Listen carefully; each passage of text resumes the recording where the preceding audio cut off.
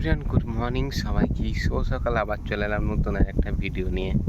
তো বেশ কয়েক মাস পর ভিডিও দিচ্ছি আমি আমার চ্যানেলে মাই ডায়েরি ব্লগে। তো যাই হোক, আমাদের নতুন ঘরের ঢালাই কমপ্লিট হয়ে গেছে গত পরশু দিন। তো সেদিন এত চাপ ছিল আমরা ভিডিও করতে পারিনি, কারণ মাঝখানে মেশিন খারাপ হয়ে গিয়েছিলো, যার ফলে একটা সমস্যায় আমরা পড়ে গিয়েছিলাম। তবে তো দেখতেই পাচ্ছি বৃষ্টি কেমন হচ্ছে, তো সেই একটা মাথার মধ্যে বিরাট চাপ ছিল। বাট সব রাধারানী কৃপাতে, মায়ের আশীর্বাদে সব ঠিকঠাক হয়ে গেছে। বৃষ্টিটা হয়েছিল ঢালাই 4 ঘন্টার পরে, বাট সেদিনে বৃষ্টি কিন্তু সারাদিন হয়নি। মানে এটা একটা, যেখানে সারাদিনে 5 বার বৃষ্টি হয়েছে সেখানে একবারও সারাদিনে বৃষ্টি হয়নি। মাঝখানে শুধু মেশিনটা একবার খারাপ হয়ে গিয়েছিলো। আর বৃষ্টি হয়েছিল সেদিন রাত 8টার সময়, 8টার পর। তো যাই হোক, ঢালাইটা মোটামুটি ভালোই হয়েছে। এখন কিভাবে মানে তার সেটিং, ঢালাইয়ের সেটিং কীভাবে কী হবে আমি জানি না। তো এখনও আজকেও সারাদিন বৃষ্টি পড়ছে, কিন্তু সকাল থেকে বৃষ্টি হচ্ছে, কাল রাতেও কন্টিনিউ বৃষ্টি হয়েছে। তো বেশ কয়েকদিন পর আবার মাঠও এলাম, কারণ মাঠে আমাদের সব ধান পোতা হয়ে গেছে। দেখতে পাচ্ছি চারদিকে শুধু সবুজ আর সবুজ, মানে এত সুন্দর মাঠের ভিউটা লাগছে না, সব মানে কল্পনার বাইরে। তো কালকে 15 আগস্ট, 80তম স্বাধীনতা দিবসে সবাইকে অনেক অনেক শুভেচ্ছা। তো যাই হোক, আজকে ব্লগটি দেখো। আর আজকে আমাদের নতুন বাড়িটা দেখাবো, যেহেতু ভিতরগুলো এখন দেখাবো না, কারণ হচ্ছে এখন সব ভিতরগুলো খুঁটি দেওয়া আছে বাঁশের ঢালাইয়ের জন্য। তো উপরটা দেখাবো কেমন হয়েছে, কমেন্ট করে অবশ্যই জানাবে। তো এই হচ্ছে আমাদের গ্রাম, আর আমাদের কিন্তু এখানে বাড়ি, এই সোজা আমাদের বাড়ি, এই সোজা। আর আমাদের সবজি বাগানে কিন্তু এই করুণ অবস্থা, কারণ এই বললাম না, ঘর ভাঙার থেকে ঘর তৈরি করা অবধি আমরা বাপ বেটা মিলে এখানে একদমই সময় দিতে পারিনি। আমার পায়ে লাগলো, পা ফুটলো। আর বেগুন গাছে সেদিন কি হয়েছে, বেশ কয়েকদিন আগে বেগুন গাছ লাগানো হয়েছিল, বাবা লাগিয়েছিল। এখানে যখন ঘাস মারা ওষুধ স্প্রে করতে গিয়েছিল, তখন এই বেগুন গাছে কিন্তু স্প্রে পেয়ে যায়, মানে ওষুধ পেয়ে যায়, যার কারণে বেগুন গাছটি কিন্তু মরা মরা অবস্থা হয়ে গিয়েছিলো। আবার সার ফার দিয়ে সেটাকে আবার সতেজ করা হয়েছে। আর ভিউটা দেখো ভাই, অসাধারণ লাগছে। মেঘটা এখন একটু ভালো লাগছে, কিন্তু সকাল থেকে পুরো অন্ধকার হয়ে গিয়েছিলো, পুরো অন্ধকার। আর আমরা যেদিন ঘর ঢালাই করি সেদিন ছিল ঘোর অমাবস্যা, আবার সেদিন ছিল সূর্যগ্রহণ। জানি না কি কপালে আছে এটা, মানে আমাদের একটু বামুনের ভুলের জন্য আমাদের এই অমাবস্যায় করতে হলো। বামুন বলেছিল যে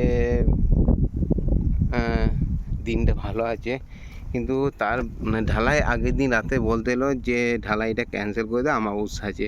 কিন্তু তখন আমরা সব সরঞ্জাম করে নিয়েছিলাম, যেটা ক্যান্সেল করার কোনো উপায় ছিল না, কারণ আমাদের যারা ঢালাই মেশিনে সব বলা হয়ে গিয়েছিলো, মিষ্টি পিষ্টি সব অর্ডার দেওয়া হয়ে যেত। আমাদের একটা শুভ কাজে কী হয়, আমাদের বাড়িতে শুভ কাজে মিষ্টি বিতরণ করা হয় যারা আমাদের আশেপাশে যারা থাকে তার। তো সেখানে সেই মিষ্টি মানে অর্ডার দেওয়া হয়ে গিয়েছিলো, তো সেটা সম্ভব হয়ে ওঠেনি।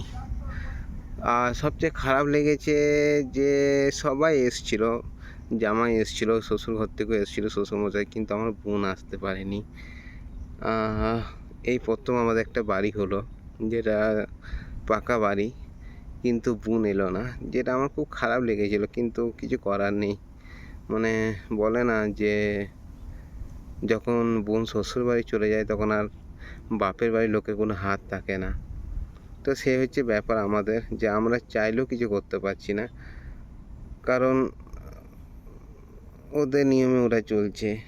তবে বোন যদি আসতো খুবই ভালো হতো, যেহেতু এত বড় একটা বাড়ি হলো, অথচ এত বড় একটা শুভ কাজ হলো, কিন্তু বোন এলো না। এটা একটা মনের মধ্যে আক্ষেপ থেকে গেছিলো আমাদের সবারই, মানে বাবার আমার বিশেষ করে। আর সবচেয়ে বড় কথা কি জানো, সবচেয়ে বড় কথা হচ্ছে মায়ের একটা বিরাট স্বপ্ন ছিল।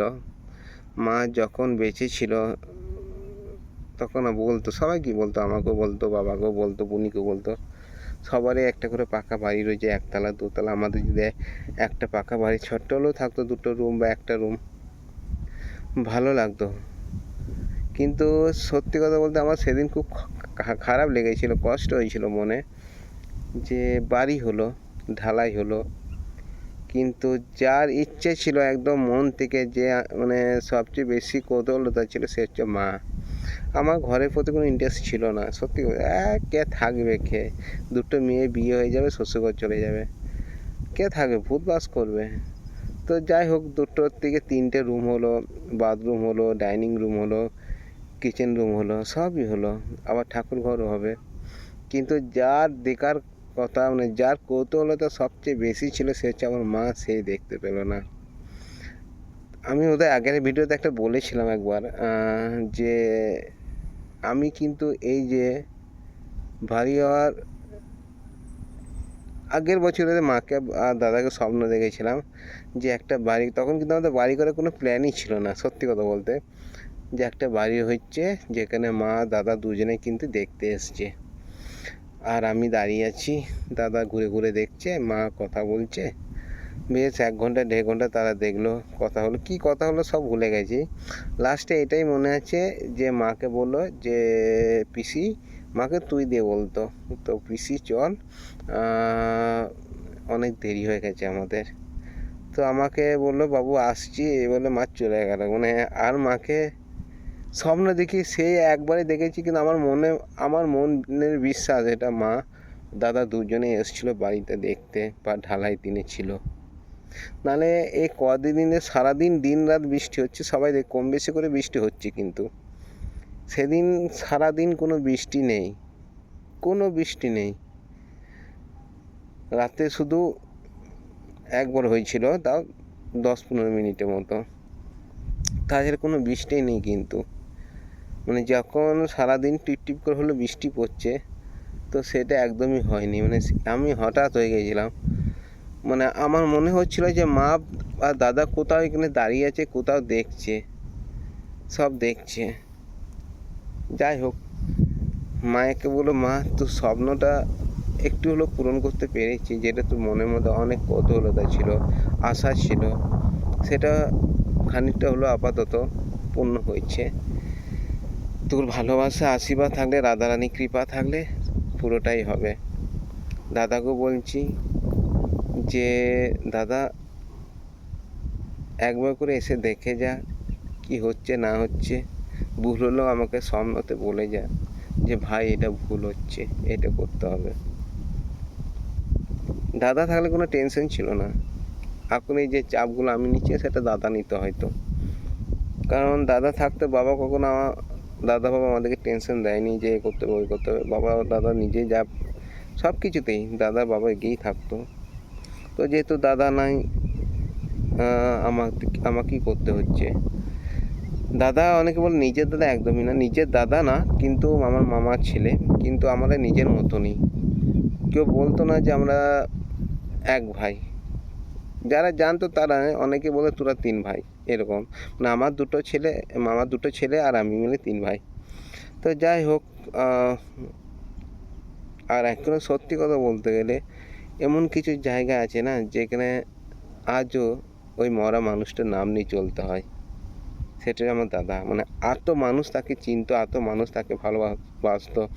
যেমন একটা লজিক বলি, আমাদের বিধায়ক চন্দ্রশেখর ব্যানার্জি মহাশয়, সে তার সাথে দাদার খুব ঘনিষ্ঠতা ছিল, কিন্তু খুব ঘনিষ্ঠতা ছিল, তারই অফিসে দাদা থাকতো।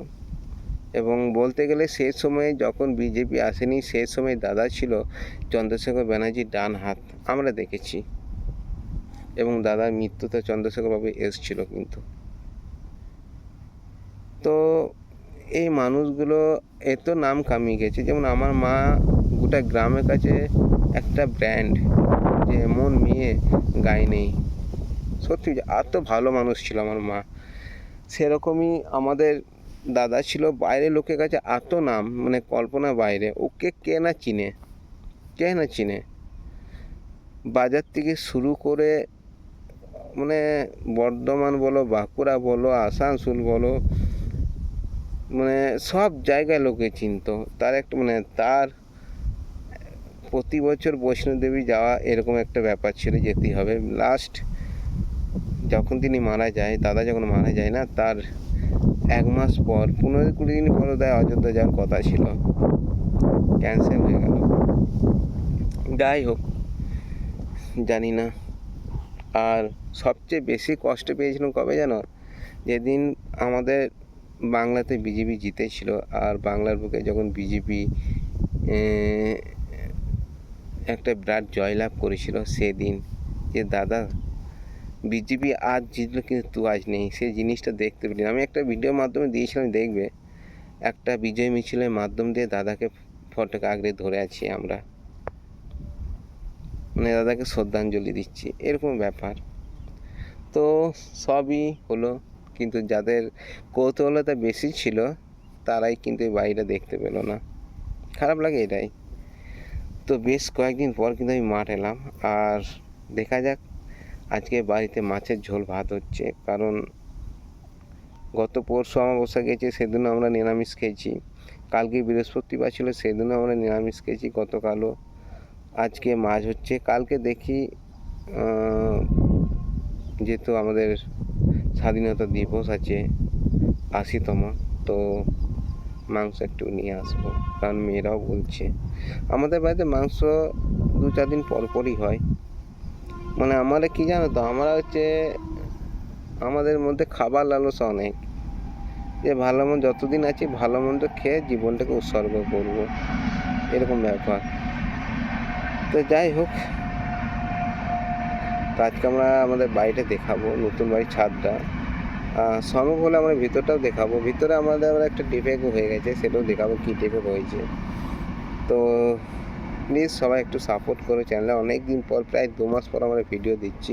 লাস্ট ভিডিও আমার যতদূর মনে পড়ে আমরা মায়াপুর গিয়েছিলাম তখনই দিয়েছি, বাট তারপর আর ভিডিও হয়তো দেওয়া হয়নি, কারণ বিভিন্ন বললাম না, মায়াপুর থেকে এসেই কিন্তু আমরা বাড়ির কাজ সব কিছু করতে শুরু করে দিয়েছি।